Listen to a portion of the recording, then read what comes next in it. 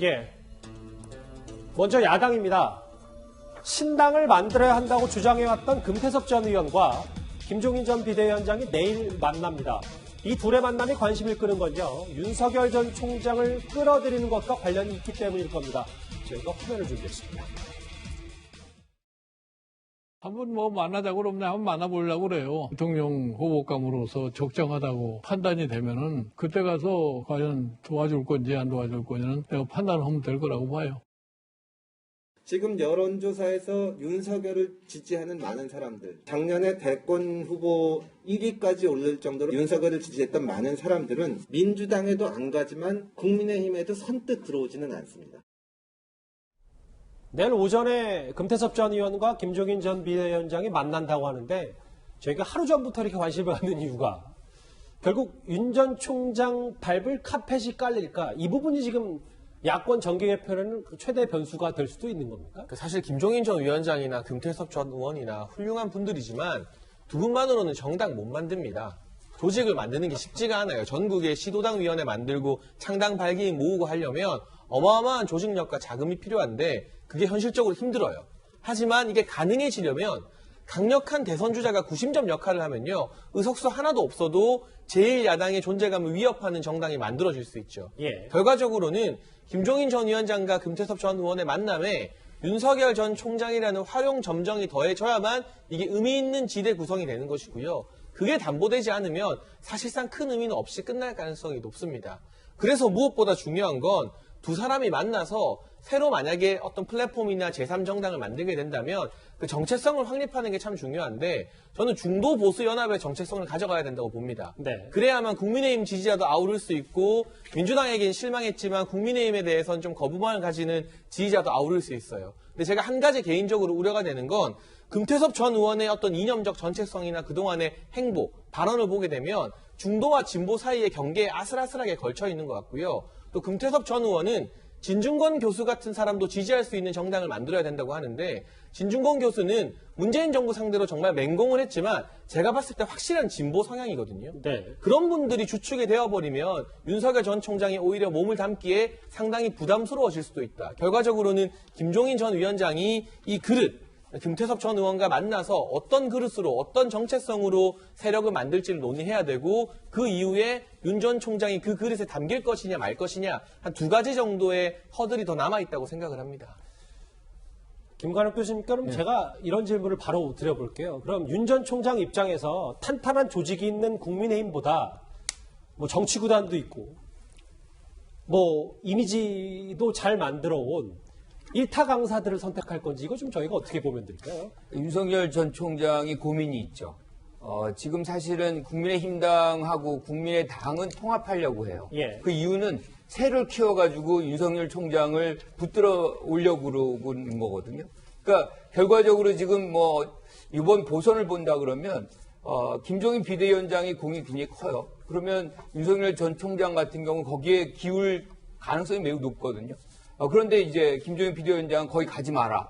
나하고 제3세력에서 같이 키워가지고 뭔가를 해보자. 그런 상황에서 국민의힘당이 내세울 게 별로 없잖아요. 그러니까 국민의당과 같이 힘을 키워서 이렇게 해가지고 누가 윤석열 전 총장을 이제 모셔가느냐 이 게임을 지금 하고 있는 것 같아요.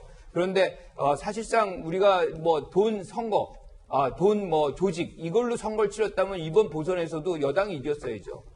사실상 그 선거는 돈하고 조직하고가 굉장히 무관합니다. 그러니까 윤석열 전 총장이 선택지는 도대체 누가 나를 승리로 이끌 수 있느냐에 초점을 맞춰야지 지금 당이 크다, 조직이 있다. 이걸로 뭔가 결정한다 그러면 큰 이제 오해가 또는 미스하는 판단이 만들어질 수 있다는 것이죠. 어쨌든 이 상당히 이제 고민스러운 이 대목이 윤석열 전 총장에 있을 것 같아요. 그러니까 김 교수님 생각은 윤 전 총장이 제1야당 선택 안 하고 여기로 갈 수도 있다는 말씀이시네요. 저는 충분히 그럴 수 있고 그 상황 속에서 나중에 선택지가 없는 야당, 즉 민주당, 이 국민의힘당과 국민의당은 올 수밖에 없다. 더 크게 본다 그러면 연정을 제안할 수도 있어요. 마지막에 김종인 비대위원장이 그러면 우리가 얼마 정도 나눠줄 테니 힘을 모아라. 이렇게 해서 주도권은 제3세력이 쥐고 윤석열 총장이 후보가 되고 이런 시나리오 가능하죠. 예. 그런데 지금 야권에서는 윤 전 총장 쟁탈전이 치열해서 국민의힘에서 떠난 김종인 전 비대위원장에 대한 비판 수위가 상당합니다. 짧게 화면을 보겠습니다. 간단하게 한 말씀만 드리겠습니다. 마시던 물에 침을 뱉고 돌아서는 거는 훌륭한 분이 할 행동이 아닙니다. 글쎄요. 보궐선거 끝난 지 한 달 된 것도 아니고 일주일 조금 넘었는데 오늘 장지현 의원은 희대 거간꾼 김종인 전 비대위원장 덫에 걸리면 안 된다. 김종인 비대위원장은 노역에 찬 정치 기술자다. 이도원 의원님, 이거 진짜 윤석열 전 총장 두고 싸우는 겁니까? 지금 그 김종인 위원장이 그 말이 너무 거칠고 최근에는 그 방향도 굉장히 좀 안 맞아요. 엊그제까지 그 국민의힘에서 선거 승리를 위해서 앞장섰던 분 아닙니까? 그런 분이 그 당 나가자마자 당을 공격하고 제3지대라는 게 있지도 않다고 하고 지금 무슨 금태섭 씨하고 무슨 당 얘기를 한다고 하는데 지금까지 해왔던 얘기랑 너무 다르지 않습니까? 그렇다면 김종인 위원장을 믿고 따랐던 그 지금 그 국민의힘 지지자들은 굉장히 그 혼란스러워지겠죠. 장제원 의원이 그 김종인 위원장을 보고 정치 기술자라고 폄하했는데 그 김종인 위원장은 상당히 이제 경륜은 있으신 분이죠. 그런데 굳이 정치 기술자라는 표현은 뭐냐면은 이런 분들이 남한테 훈수는 굉장히 잘 두는데 자기 정치에는 굉장히 약할 수도 있어요. 물론 그러니까 비례로 5선만 했으니까 자기 정치에 약하다고 할 수는 없지만 우리가 아무도 기억하진 못하지만 2017년 4월 5일 날 김종인 당시 전 의원이 대선 출마를 선언합니다. 그리고 일주일 만에 접어요. 그러니까 본인 정치는 잘 못하는 거죠. 그러니까 내일 설사 금태섭 전 의원을 만나가지고 김종인 위원장이 무슨 당을 논의할지도 모르겠습니다만 논의한다고 하더라도 떡줄 사는 생각도 안 하는데 김치국 마시는 거지. 윤석열 총장은 자기 나름대로의 스케줄을 갖고 정치를 바라보고 있는데 여기저기서 이런 얘기 나온다고. 물론 김종인 그 위원장이 뭐 팔이라는 얘기를 했습니다만 윤석열 전 총장이 뭐 김종인 위원장이나 금태섭 의원을 그렇게 생각하지는 않겠죠. 그렇지만 윤석열 전 총장은 수사도 자기의 방식대로 합니다. 딱 사건을 만나면은 기획을 해서 판을 짜고 수사에 들어가는 거고 지금 정치도 나의 방식대로 하겠다고 얘기합니다. 예를 들어서 사전 투표하러 갈 때 그래도 부인이랑 같이 가는 게 옳지 않습니까? 근데 필요 없다. 나는 내 방식대로 하겠다고 아버지 데리고 투표하러 갔어요. 잠시만요. 말씀 끊어서 죄송한데 네. 이도원 의원님이 취재하시기에는 네. 그러니까 주변에서 물어봤나 보죠. 윤 전 총장에게 사전투표 지지난주 금요일에 했을 때 왜 배우자하고 안 가고 아버님이랑 가냐 했더니 내 방식대로 하겠다 뭐 이렇게 얘기했습니다. 그렇습니다. 그래서 그 방식이 뭔가 하고 이렇게 봤더니 사실 그 아버지 모시고 간 게 별로 그렇게 그림도 썩 아주 훌륭하게 연출된 건 아니고 한데 나중에 보니까 엊그제 바로 이제 청년으로 들어가지 않습니까? 예. 청년으로 가기 위해서 아버님을 먼저 모신 것 같아요. 아버님 모시고 가면은 그걸 바라보는 우리 그 어르신들은 굉장히 그 윤석열 총장을 보는 눈이 있을 겁니다. 그러면 2030으로 바로 간다고 해도 노인분들의 마음은 별로 움직이지 않을 거예요. 그러니까 그렇게 자기 나름대로 하나씩 기획을 하고 수를 씁니다. 물론 정치는 수사하고 달라요. 기획한 대로 되지는 않아요. 그렇지만 그게 옳든 그렇든 그 윤석열 전 총장은 내 방식대로 하겠다고 하니까 윤석열 총장의 방식이 어떤 건지 좀 더 두고 보면 알 것 같습니다. 김경진 의원님. 여론조사 결과가 새롭게 나왔는데 이번 주 월화수 이제 10% 이상 후보가 되니까 이낙연 전 대표가 빠졌어요. 이렇게 양강 구도가 됐다. 요 구도가 좀 쭉 이어질 거라고 김경진 의원님도 보십니까? 특별한 변수가 생기기 어려운 것 같아요. 생기기 어려운 것 같고 두 번째는 내년 3월이 대선인데 지금 1년이 안 남았잖아요, 보면. 그렇죠. 그리고 9월부터는 사실은 본격적인 대선 선거운동이 가능해지는 시점이잖아요, 보면. 그래서 제가 볼 때는 이 짧은 기간 내에 무슨 변수가 있을 수 있을까? 있기 어렵다. 그러면 아마 대통령은 저 두 분 중에 한 분일 가능성이 매우 높다. 저는 그렇게 봅니다. 그럼 또 하나의 여론조사가 있는데 26대 23 말고 이거는 대선 후보 적합도인데요. 다음 걸 좀 물어보겠습니다. 저는 이 부분, 윤 전 총장이 내년 대선에 완주할 수 있을까에 대해서 꽤 부정적인 시각도 있던데 이건 저희가 어떻게 해석하면 될까요? 그거는 저 여론조사는 당연한 거고요. 그러니까 이제 매번 얘기했던 대로 첫째는 아무리 땀 흘려서 사표 내고 나왔다고 하지만 어쨌든 전직 검찰총장이 대통령 선거에 출마하는 것이 과연 적합한가? 아하. 그게 어떤 규범적으로 타당한가? 이 문제에 대해서 그러니까 대통령 후보로 나왔을 때 내가 윤석열을 찍겠다고 하는 사람들 중에서도 네. 이건 옳지 못하다. 하지만 찍겠다. 이런 사람도 있어요, 보면. 무슨 말인지 알겠어요. 네, 그런 부분도 있고. 두 번째는 우리가 매번 제기하는, 그리고 본인이 지금 열심히 공부하겠다고 하지만 남은 지금 한 10개월, 뭐, 본격적인 9월 달부터 대선 시작한다면 한 5개월 남은 시간 동안에 저게 지금 이 중요한 뭐 청년 고용 전문가를 만났다고 하는데 고용, 노동, 경제, 뭐 이런 외교, 국방 이런 문제에 대해서 최소한 본인의 그러니까 주요 능력 있는 사람을 뽑을 만한 정도의 기본적인 철학은 갖춰야 되잖아요. 그렇죠. 그러면 이 5개월이라고 하는 시간 동안에 전직 검찰총장이 그걸 갖출 수 있을 것인가? 그러면 결국 지금 미디어 시대고 TV 토론 과정에서 적나라하게 능력 차이가 이게 보여질 수 있는데 개인에 대한 여러 가지 평가하고 상관없이 이 능력 차이가 현격하게 벌어진다고 하면 그거는 또 완전히 이 심리가 달라지는 거거든요. 그래서 그런 우려 때문에 대선까지 완주할 수 없을 것이다 라고 예측하는 시각이 국민들 중에 46.5%나 있는 거죠. 그래서 저는 저 여론조사 아주 당연한 수치다 이렇게 보고 있습니다. 이해가 됐어요. 일단 뭐 두 개 여론조사, 윤 전 총장 관련된 여론조사를 만나봤습니다. 이번엔 여당을 좀 가볼까요?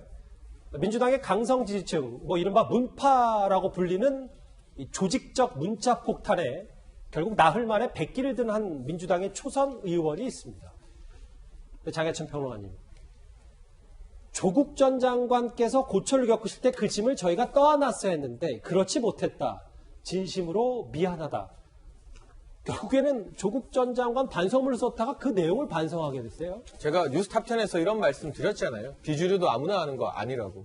그리고 민주당 초선들 싸워본 경험이 없다는 말씀도 드렸습니다. 저의 개인적 시각입니다만 지금의 민주당 초선들 다수가 온실 속 화초가 아닌가. 왜 그런 말을 하는고 하니 기득권이나 기성세대, 당내에서의 권력 싸움에 적극적으로 뛰어들어서 공천을 받고 국회의원이 된 사람들보다는 친문, 친조국 활동 열심히 해서 공천받은 사람들이 2030이나 초선의 주류이기 때문에 갑자기 선거 한번 졌다고 쇄신하자, 혁신하자 들고는 일어났는데 예. 주류의 거센 반발에 직면하니까 이걸 끝까지 뚫고 나갈 동력이 부족한 겁니다. 이런 문자들이 외부에 보도가 되면 2030 의원들의 이 혁신하자는 입장문도 다 퇴색이 되고 밖에서 일반 국민들이 봤을 때는 아 저럴 줄 알았다. 혁신은 멀었구나. 이런 판단을 받을 수밖에 없죠. 좀 대비되는 인물이 야당의 정치인이 이준석 노원병 위원장일 텐데 이준석 위원장 같은 경우 정치 대비는 박근혜 전 대통령 때 했지만 예. 친박 이정현 당대표 시절에 이 친박계의 전행에 반대해서 국회 가서 막 단식 농성도 하고 그랬어요. 그렇게 싸워본 경험이 있는 젊은 정치인들 대 지금의 민주당 젊은 정치인들 주류와 싸워본 경험이 없기 때문에 개혁하자는 말이 처음 나왔을 때부터 저는 찻잔송 태풍이 될 거라고 이미 예언한 바 있습니다. 너무 부정적으로 말씀하신 건 아닌지 모르겠어요. 뭐 반성문 쓰고 또 쇄신할 수도 있는 거니까요. 그런데 어제 조응천 의원이 비대위원장을 향해서 민주당 비대위원장을 향해서 초선 의원들 좀 보호해라 작심 발언까지 했는데 지금 민주당에서 당권 도전하고 있는 중진 의원들의 생각은 좀 다른 것 같습니다. 제가 어떻게 보면 정치인 중에 문자 폭탄을 가장 많이 받는 사람 중에 하나일 겁니다. 저는 그냥 그것을 어떤 민심의 소리로 듣습니다. 이분들도 민심 속에 있는 겁니다. 어디 섬처럼 따로 떨어져 있는 게 아니에요. 저는 동의하지 않습니다. 이미 우리 당 안에 이런 계파가 없어진 지 이미 오래됐거든요. 아니 지금 문자 폭탄이 너무 정당 정치 흔드는 거 아닌가 뭐 여러 비판도 있고 지금 초선 의원 반성문 다시 반성했는데 김관욱 교수님 뭐 일부 의원들은 하루에 7,000개 문자 폭탄이 터지는데 당권 도전하는 분들은 그렇게 큰 문제가 아니라고 생각하는 것 같아요. 전당대회 치러야 되니까요. 이분들이 대부분 진성당원들이고 표의 어떤 가늠을 할 수 있는 세력으로 존재합니다. 그런데 이제 이렇게 어떻게 보면 이제 주류의 어떤 당원들의 생각과 국민들의 생각이 달라질 때 선거는 패배하는 경우가 굉장히 많습니다. 그러니까 이게 비단 한국뿐만 아니라 뭐 우리 한국에서도 마찬가지죠. 그러니까 박근혜 전 정부 때 이제 예컨대 태극기 집회다 뭐 해가지고 강경한 어떤 이 친위 세력이 있었죠.